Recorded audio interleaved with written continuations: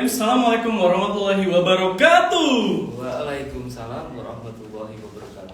Kembali lagi bersama saya Happy Dian Huda. Izinkan saya untuk membantu acara Teh Poci, Telah Edukasi Kesehatan Bersama Podcast Ciracas. Kita minum dulu sambil relax kita minum dulu. Gini dong, beberapa menit ke depan kita ngobrol santai aja loh dok ya. Nah, tapi ngobrol santai yang ada manfaatnya. Oh ya, sebelum kita melanjut ke pertanyaan berikutnya, saya mau memperkenalkan dulu yang sudah duduk bersama kita adalah Dr. Edwin Maulana. Beliau berpraktek di Puskesmas Ciracas, Kota Serang.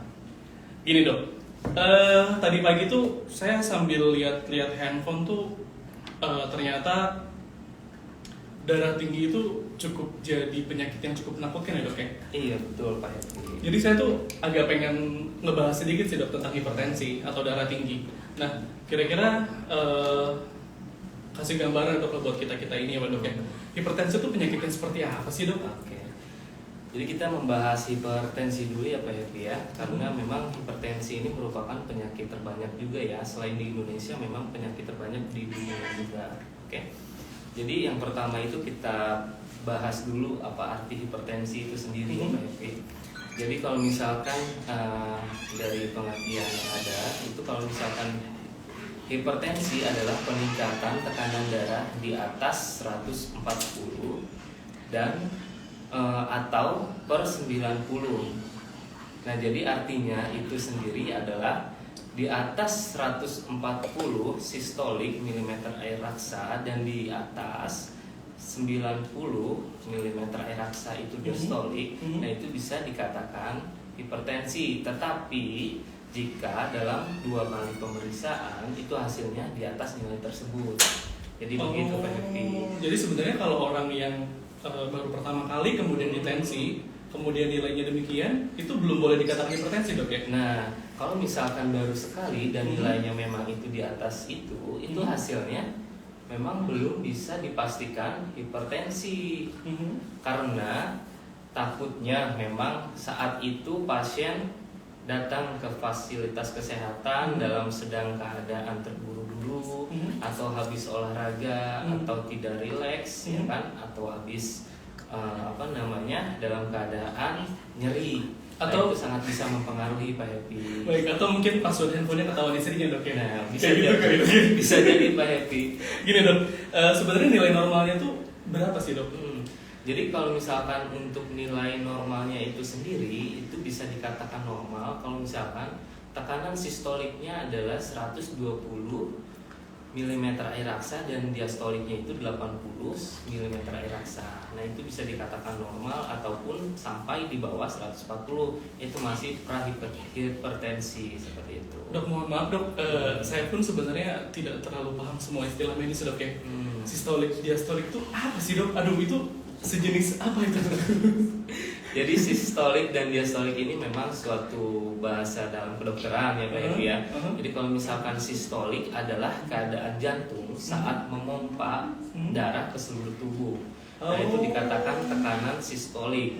Sedangkan tekanan diastolik itu sendiri adalah saat jantung beristirahat dan menampung darahnya itu sendiri dari seluruh tubuh itu ya. Oh iya betul. Iya dok. Tadi itu yang di highlight sekali di media sosial yang saya baca, hipertensi itu mematikan dok ya. Maksudnya memang mematikan itu dok? Nah, memang kalau misalkan dikatakan mematikan, memang hipertensi itu merupakan suatu penyakit mematikan. Karena sebutan hipertensi itu sendiri pun adalah silent killer ya. Oh. Begitu. Dan dimana kalau misalkan dalam di data Riskesdas ya kan, tahun 2018 itu dia di Indonesia adalah 34% Pak Happy. Artinya dalam 3 orang itu berarti 1 orangnya itu hipertensi. Gede banget ya? Banyak kan Pak Happy? Besar banget itu kalau untuk data itu termasuk besar sekali dok ya? Iya betul sekali Pak Happy. Jadi hampir 30% ya berarti? Nah 34%. Nah, tadi kan Pak Happy menyinggung kalau misalkan hipertensi ini merupakan penyakit yang mematikan. Memang betul. penyakit ini merupakan silent killer atau mematikan. Karena disebut silent killer itu biasanya orang dengan hipertensi banyak yang tidak ada gejalanya atau tidak bergejala. Walaupun dia tidak bergejala, tetapi dia ke organ itu menyerang. Kenapa menyerang? Dan organ apa aja yang diserang? Nah itu bisa mematikan. Seperti organ jantung, organ ginjal, ya kan? Terus ada organ paru juga bisa, dan saraf-saraf juga bisa kena.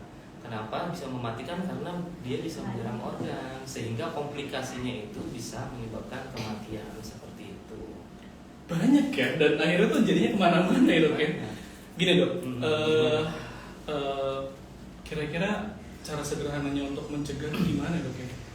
Oke, kalau misalkan untuk mencegahnya itu sendiri, yang pertama itu kita bisa deteksi dini. Nah, yang kedua itu kita bisa periksa ke vaskes, fasilitas kesehatan yang dekat rumah. Nah, deteksi dininya ini seperti apa? Yang pertama itu kita bisa tes atau cek tensi atau tekanan darah kita di rumah dengan 2 kali sehari, yaitu misalkan saat yang pertama itu saat pagi hari, ya kan, saat bangun tidur setelah kita buang air kecil, buang air besar, ya. Tetapi jangan makan dulu. Nah, kita cek tuh tensinya. Ntar ketika malam hari kita bisa cek kembali, ya kan, agar kita tahu kalau misalkan kita dalam keadaan darah tinggi atau memang terkonfirmasi, tervalidasi darah tinggi, kita bisa langsung datang ke vaskes terdekat gitu. Jika tidak mempunyai alat untuk pemeriksaan tekanan darah, itu kita bisa langsung datang ke vaskes terdekat rumahnya. Nah itu teman-teman, bagi teman-teman yang domisilinya di sekitar wilayah Ciracas, silakan merapat ke Ciracas. Di sini pun sudah cukup terstandar untuk mengidentifikasi teman-teman tuh kategorikan hipertensi atau tidak, seperti itu. Alamat Puskesmas Ciracas kurang lebih berada di Perumnas Ciracas, seperti itu. Dok, ketemunya saya lagi tuh. Oh iya, udah ketemu dengan Dr. Edwin Maulana, betul, beliau yang memang berpraktek di sini. Gini, sebenarnya si hipertensi atau darah tinggi itu bisa sembuh nggak sih? Nah, kalau misalkan untuk sembuh itu sendiri, kalau misalkan dari pembelajaran yang sudah saya pelajari, itu hipertensi itu memang tidak bisa sembuh, Pak Happy. Wow. Itu. Tapi ada tapinya, Pak Happy. Gimana? Walaupun dia tidak bisa sembuh, tapi dia bisa dikendalikan seperti itu. Oh, iya. Nah, terus saya juga dulu pernah ngantar almarhum orang tua saya ya. Terus dok, sempat sih saya nggak dengar istilah perbaiki pola hidup. Memang perbaiki pola hidup itu sesignifikan itu dok untuk keberhasilan terapi. Nah, gimana? Kalau misalkan untuk keberhasilan terapi, memang kan untuk terapi sendiri, terapi darah tinggi ini sendiri, itu bisa karena dari modifikasi gaya hidup, ya kan, atau pola hidup sehat dan obat-obatan, ya kan, penunjang. Untuk pola hidup sehat ini memang sangat mempengaruhi, Pak Epi, karena kan yang pertama itu kita misalkan dari faktor risikonya, misalkan kita ada obesitas, ya kan, atau hiperlipidemia atau dislipidemia, ya kan.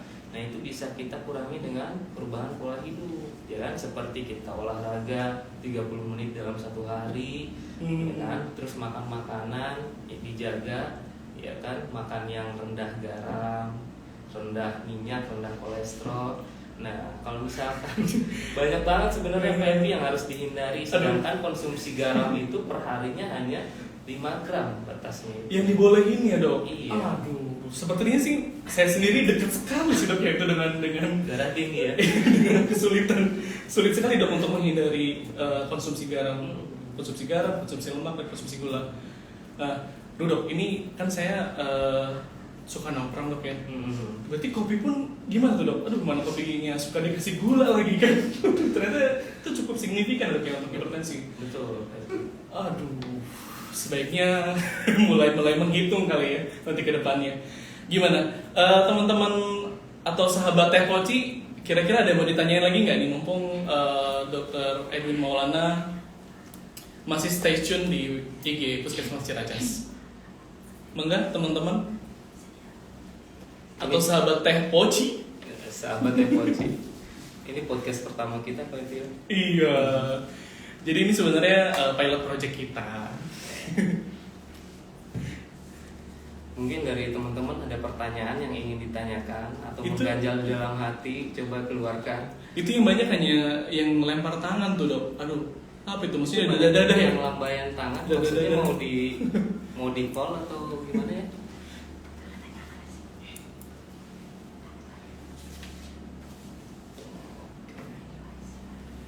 Gini, Dok. Gimana, Dok? Semenjak dokter berpraktek di Puskesmas Ciracas, kira-kira banyak nggak sih pasien yang terindikasi ke arah hipertensi atau darah tinggi itu? Oke, sebenarnya kalau misalkan untuk terindikasi di sini kan ada prolanis ya. Program BPJS itu, Dok ya? Nah. Wah, iya benar-benar. Nah, di situ banyak Iya. banget sebenarnya Pak Happy, selain dari darah tinggi, dia juga ada penyakit. Dok, ada yang mau tanya, Dok. Bentar ya, saya intip dulu nih. Yang nanya siapa nih? Hipertensi itu bisa diturunkan pada anak nggak sih, Dok? Atau diwariskan? Nah. Ada yang nanya, Dok. Kira-kira itu secara generasi bisa diturunkan nggak tuh, Dok? Jadi gini, kalau misalkan dia ini kan merupakan faktor risiko, ya kan. Jadi kalau misalkan diturunkan ke anak itu memang sebagian besar bisa. Jadi artinya gini, kalau misalkan orang tua kita mempunyai darah tinggi atau hipertensi, itu ke anaknya bisa menyebabkan lebih banyak dibandingkan orang-orang yang tidak mempunyai orang tua yang hipertensi. Jadi lebih banyak faktor risikonya atau lebih berat gitu, seperti itu. Tapi bener sih, Dok. Tadi kan dokter sempat ngebahas tentang gaya hidup ya. Bisa jadi sih ketika orang tua kita memang rajin mengkonsumsi minuman manis, minuman berlemak, makanan berlemak maksud saya, berarti kan anaknya pun ikut makan ya? Iya, betul. Berarti memang faktor risikonya lebih tinggi daripada orang tua yang tidak terindikasi hipertensi. Iya, Seperti itu gambarannya. betul, Dok, Pak ya? Happy. Selain dari situ, itu kan merupakan dari pola hidupnya kan. Betul, Kalau misalkan betul, ini betul. memang dari gennya atau dari darahnya itu sendiri. Oh, secara gen juga? Secara gen. Oh. Jadi dia itu merupakan faktor risiko. Gitu. Misalkan Baik, kalau baik. misalkan dari Pak Happy mempunyai orang tua yang darah tinggi, sedangkan saya tidak. Nah itu kalau misalkan Pak Happy mempunyai faktor risiko 2 kali lebih lipat dibandingkan saya. Oh, Gitu. besar 2 kali banget ya. lipat. Lipat itu kan di atas 50% berarti, Dok. Ya? Masya Allah, besar sekali. Tadi yang bertanya siapa ya? Bentar. Itu namanya alay sekali nih. Rina YH. Wow. Ini ada pertanyaan berikutnya nih. Ada dari Ibu Mumun. Dok, saya tuh tidak rutin minum obat hipertensi. Itu kira-kira gimana tuh, Dok? Kalau pasien yang memang sudah diindikasi punya darah tinggi, kemudian dia berobat ke dokter, kemudian dia mendapatkan obat yang harus dikonsumsi, tetapi beliau tidak rutin. Kira-kira gimana tuh, Dok?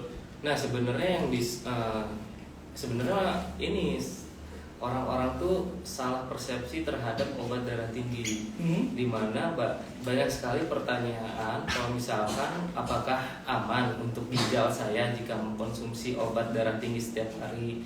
Nah itu tuh sebenarnya malah membantu fungsi ginjal tuh lebih normal dibandingkan dia stop minum obat darah tingginya. Karena kenapa? Karena kalau misalkan dia dalam keadaan darah tinggi tetapi dia tidak mengkonsumsi obat-obatan, sehingga tekanan darah semakin tinggi kan, tekanan darah semakin tinggi dan kadar natrium di dalam pembuluh darahnya itu masih banyak, sehingga malah menurunkan fungsi ginjalnya gitu. Iya. Karena nantinya iya. malah fungsi ginjalnya menurun, akhirnya kan tidak bisa memaksimalkan kerja ginjal itu. Yang ada istilah penimbunan natrium medis di beberapa organ tubuh itu, Dok, Iya, ya mungkin ya, Dok ya. betul. Oh iya juga tuh Bu Mumun. Aduh, nanti tolong kedepannya tolong rutin untuk konsumsi obat hipertensinya ya Bu Mumun ya.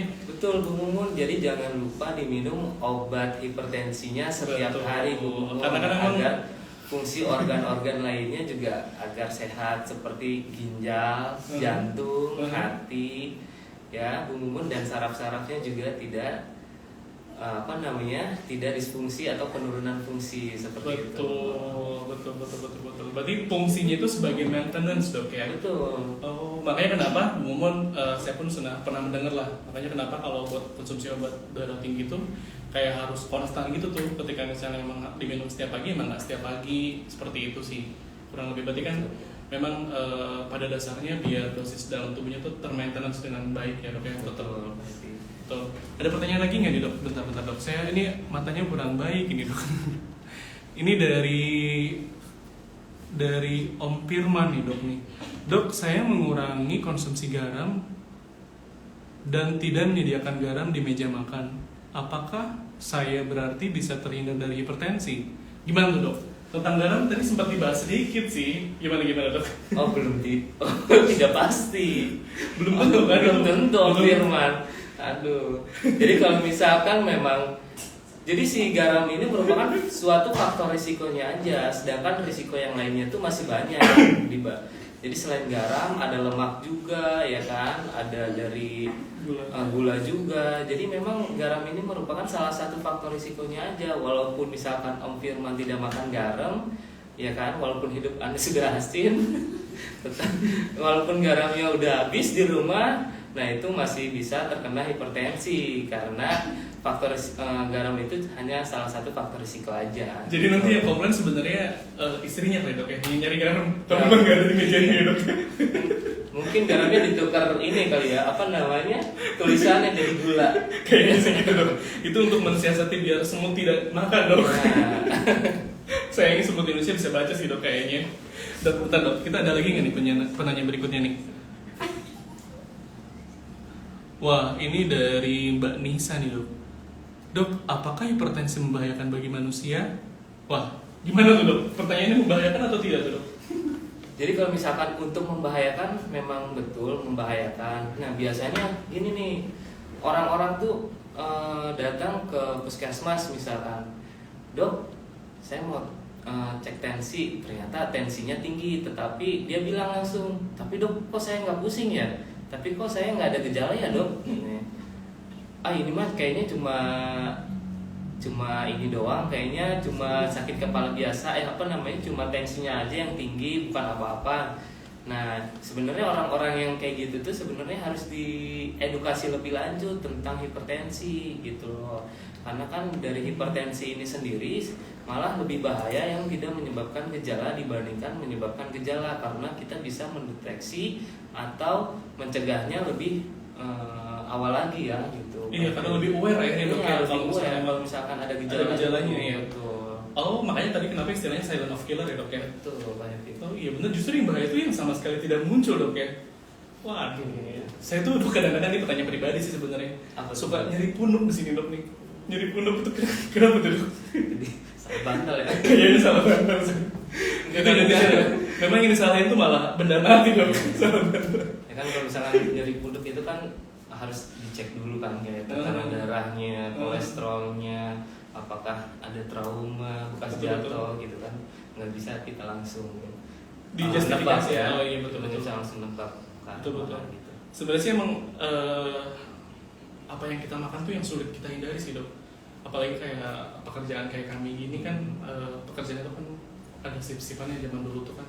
Memang kan makannya akhirnya tuh ketemunya ya, kalau malam ketemu nasi goreng, iya nggak sih? Betul.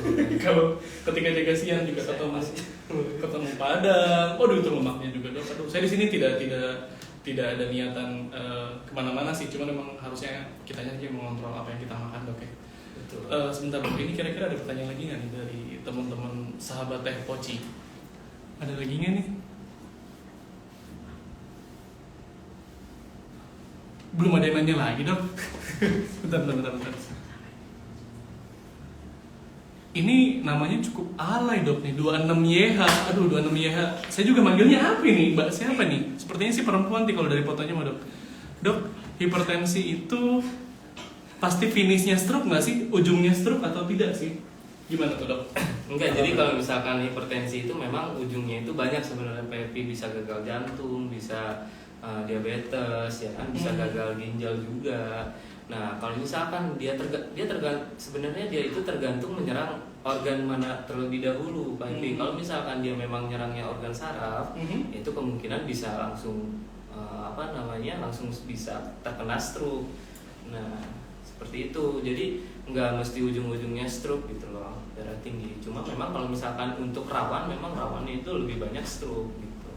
Oh, karena kan memang mungkin banyak yang sekitar Mbak YH itu mungkin kayak gitu kali Dok ya, mungkin itu sebagai apa ya, sebagai pertimbangan aja sih akhirnya tuh, berarti kan orang tuh harus sudah mulai aware tuh gitu kali Dok ya. Aduh, gimana Dok? Kira-kira Cukup menarik ya. cukup menarik bahasan hari ini ya. Gini Dok, kira-kira nih kasih kisi-kisi dong Dok untuk kita-kita yang masih relatif agak muda agar dijauhkan lah atau dikurangi faktor risikonya Dok, terhadap hipertensi. Kira-kira gimana Dok? Ada kalimat-kalimat penutup nggak sih? Ada pertanyaan lagi Pak? Oh, ada pertanyaan dulu. Oke, tunggu sebentar. Ini dari Roji. Pak Roji. Oh ya, mohon maaf. Mau tanya Dok, mana yang lebih bahaya, darah tinggi atau darah rendah? Terus kalau sudah terdiagnosa hipertensi, yang harus diperhatikan sistol atau diastolnya Dok? Terima kasih katanya Dok. Apa tuh Dok? Kira-kira gimana Dok? Ya jadi semuanya itu memang dua-duanya juga sangat berbahaya ya Pak ya. Kalau misalkan memang dia sistol dia tidak, kalau rendah kan berarti artinya dia tidak tercukupi tuh ya kan seluruh tubuhnya. Kalau misalkan memang terlalu tinggi berarti kan terlalu cepat. Jadi semuanya itu memang ada kegawat daruratannya juga. Mau tinggi mau rendah itu sama-sama berbahaya ya. Mau hipertensi mau hipotensi itu berbahaya juga. Cuma yang harus diperhatikan sistolik atau diastolik itu nggak bisa, karena kita harus memperhatikan keduanya gitu. Kita nggak bisa memperhatikan salah satunya aja gitu ya. Tapi Dok, gini Dok, saya pun sebenarnya ini bisa dimaknai yang berbeda Dok. Ketika Pak Roji kan bilang di situ darah rendah yang dimaksud Pak Roji itu sebenarnya HB-nya yang rendah atau tekanan darahnya yang rendah, itu kan sebenarnya sesuatu yang berbeda Dok ya. Itu Gimana tuh Dok? Nah kadang orang-orang salah persepsi ya antara darah rendah dengan tekanan darah yang rendah. Gitu. Kalau misalkan darah rendah, memang itu dipengaruhi oleh zat besi atau namanya HB ya, hemoglobin di dalam tubuhnya itu kurang dari 12 ataupun kurang dari 13 seperti itu. Jadi kalau misalkan itu kan kekurangannya karena dari eritrositnya atau dari darahnya itu kurang, ada zat besi, mungkin ada penyakit di darahnya, bagian darah ya kan. Kalau misalkan tekanan darahnya rendah itu ya mungkin karena dia jantungnya kurang berkontraksi aja sih Pak Yapi. Misalkan orang yang kaum rebahan misalkan kayak gitu ya. Nah itu kemungkinan sih tekanan darahnya mungkin bisa rendah. Tetapi kalau misalkan kaum rebahannya tidak makan garam berlebih, gorengan seperti itu. Tapi kalau kaum rebahannya pada makannya garam berlebih, terus nasinya banyak ya kan, minumnya teh poci gitu kan, teh poci yang manis-manis gitu, pakai gula, pakai susu. Nah itu bisa aja tekanan darahnya tinggi juga gitu. Gimana Dok? Silakan minum lagi aja Dok, biar agak rileks ya Dok. Aduh. Diminum ya Pak Epi. Silakan. Bismillah. Aduh, cukup menarik ya. Siang ini tuh cukup bermakna nih, agak positif hidup kita ya. Kurang kopi aja gue. Iya. Dok nih, bentar Dok, ini ada pertanyaan lagi nih. Di slide. Tips aman agar tidak Atasnya dulu itu belum. Oh iya, ini dari Nena. Izin Dok, apakah aman kita konsumsi setiap hari obat hipertensi? Efek samping jangka panjangnya seperti apa Dok? Tadi sempat disinggung sih sebenarnya ya Dok ya. Itu ada lagi itu. Tips aman agar tidak terkena hipertensi untuk usia muda maupun tua. Gimana tuh Dok? Tips amannya? Oke. Gimana? Sip. Jadi kalau misalkan sebenarnya tadi udah kita singgung ya Pak. Iya. Kalau misalkan kita mengkonsumsi obat-obatan hipertensi setiap hari itu apakah aman atau tidak? Nah sebenarnya kalau misalkan kita konsumsi setiap hari obat darah tinggi ini itu memang sangat aman sebenarnya, karena kalau misalkan kita tidak mengkonsumsi kan itu malah bisa terpengaruh di ginjal. Nah orang-orang awam itu biasanya persepsinya kalau misalkan saya banyak minum obat ini setiap hari, apakah berpengaruh terhadap ginjal saya gitu kan? Apakah tidak menyakitkan ginjal saya? Apakah tidak merusak ginjal saya? Nah sedangkan kalau misalkan pada darah tinggi, kalau misalkan dia dibiarkan begitu aja, malah bisa menyakitkan ke ginjalnya, bisa bikin komplikasi ke ginjal gitu, seperti gagal ginjal nantinya ya, seperti itu. Jadi sangat aman untuk dikonsumsi setiap hari obat darah tinggi bagi penderita hipertensi. hipertensi. Itu pun dengan aturan dok ya, dengan aturan yang sudah di. Nah, itu bisa dikonsulkan ke dokter atau ke fasilitas kesehatan terdekat rumah. Betul. Gitu. Sekali begitu sahabat. Nah, Teh untuk Poci. tips amannya itu sendiri, bagaimana cara kita bisa agar tidak terkena hipertensi? Yang pertama gampang banget. Yang pertama itu olahraga sebenarnya. Kalau misalkan nggak bisa olahraga dalam sehari 30 menit atau seminggu 3 kali minimal, ya kita bisa perubahan pola hidup gitu, yaitu dengan cara makannya dijaga, tidak terlalu tinggi natrium atau garam, tidak terlalu tinggi lemaknya, tidak terlalu tinggi gulanya gitu yang mengandung gulanya. Nah, seperti itu Pak Edwin. Gimana? Sahabat Teh Poci cukup terjawab oleh Dokter Edwin pertanyaan-pertanyaannya. Nih dok, tunggu sebentar dok, ini ada pertanyaan lagi nggak ya? Dok, kalau seseorang terkena hipertensi, seberapa sering dia memeriksanya? Dok, kalau seseorang terkena hipertensi, seberapa sering sih pemeriksaannya? Mungkin seperti itu kalau ada pertanyaannya ya. Mungkin Lebih ke arah untuk deteksi dininya kali ya. Gimana dok? kalau seseorang terkena udah yang kena. Oh ini udah definitif ya. Jadi kalau misalkan udah kena hipertensi ya kontrol rutin aja, minimal lah seminggu sekali lah gitu. Kalau misalkan punya alat tensi di rumah ya minimal ya sehari sekali gitu aja. Makanya kenapa saya juga pernah dengar sih dok, di BPJS itu ternyata untuk orang-orang yang dinyatakan hipertensi dia boleh dapat obat hingga untuk 1 bulan. Iya. Mungkin karena itu ya, dan karena males kan takut males kontrol juga. Iya, dan akhirnya tuh biar terkontrol ya, biar tetap dapat obat, kemudian di dalam tubuhnya tetap memberikan efek untuk terapi tensinya, dan akhirnya dicukupkan untuk 1 bulan seperti itu. Oke. Betul Pak Epi. Gimana nih? Panjang sebenarnya kalau Panjang sekali nih kalau hipertensi ya. Tapi ini waktu gimana dok? Aduh, sebentar lagi. Ada pertanyaan lagi nggak nih teman-teman Teh Poci? Itu di bawahnya udah tadi. Coba ke bawah lagi. Itu apa? Maksud segernya sampai sini ya?